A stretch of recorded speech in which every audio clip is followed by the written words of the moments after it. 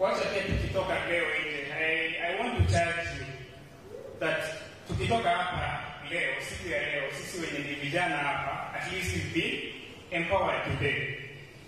Tumepewa kama pisha.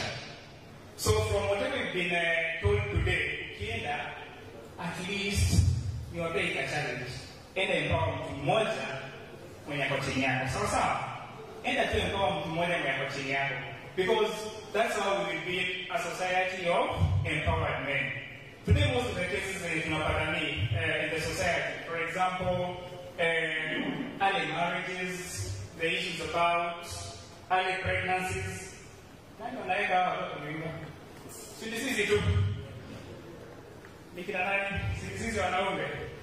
But if at least we able to empower those young men when you're watching it, we won't have those challenges tomorrow. As I leave the stage, I would like to tell you that the security of the girl child today lies in the hands of the men who are in this room. The security of the girl child today lies in the hands of the men in this room and those who are out there. So for us men, if we don't empower the men today,